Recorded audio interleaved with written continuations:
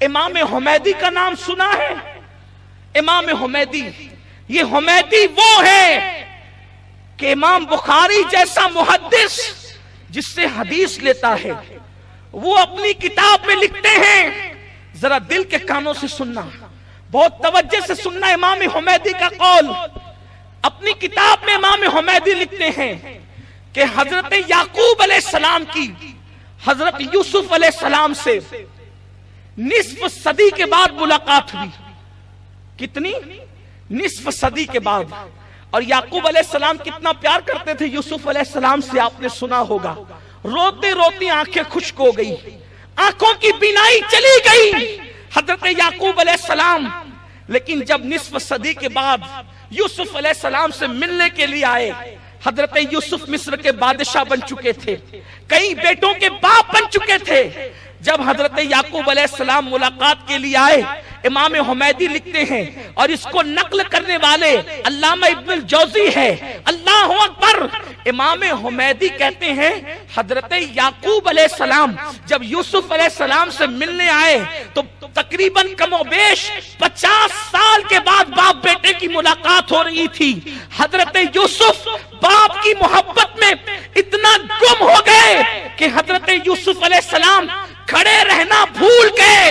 اللہ نے یوسف پر وحی نازل فرمائی، یوسف تو باپ کے احترام میں کھڑا نہ ہوا، آج کے بعد تیری پشت میں جتنے بچے پیدا ہوں گے ہم کسی کو نبوت عطا نہیں کریں گے، ہم کسی کو نبوت عطا نہیں کریں گے۔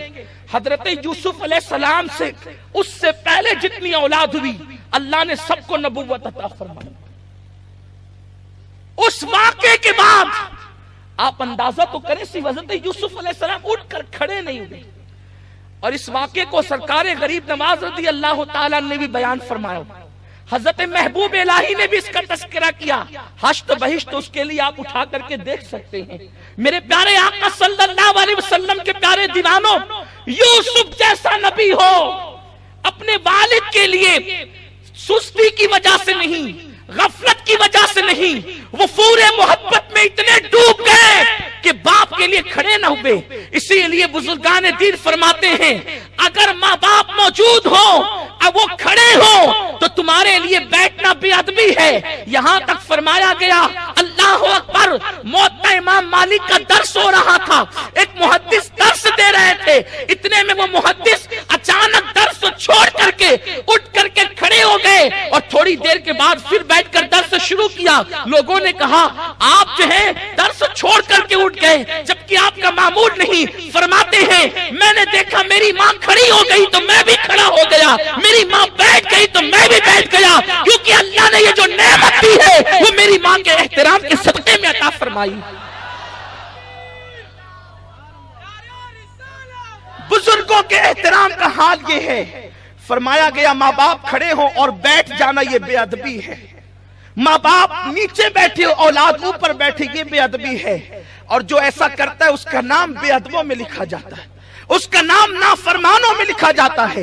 اور ایک قول امام ابن الجوزی نقل کرتے ہیں، اللہ نے حضرت موسیٰ علیہ السلام پہ وحی نازل فرمائی، موسیٰ اگر کوئی میری نافرمانی کرے، گناہ کر لے، اگر اس سے گناہ ہو جائے اور وہ ماں باپ کا فرما بردار ہو تو میں اس کا نام فرما برداروں میں لکھتا ہوں، اور کوئی میری فرما برداری یعنی نیکیاں کثرت سے کرتا ہے اور ماں باپ کا دل دکھاتا ہے تو میں اس کا نام نافرمانوں میں لکھا کرتا ہوں۔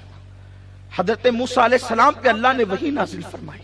تو میرے پیارے آقا صلی اللہ علیہ وسلم کے پیارے دیوانوں، انسان کی زندگی میں ہر نعمت ہو، ماں باپ کی دعا اور خوشی نہ ہو، اس کو دنیا میں کبھی خوشی نہیں مل سکتی۔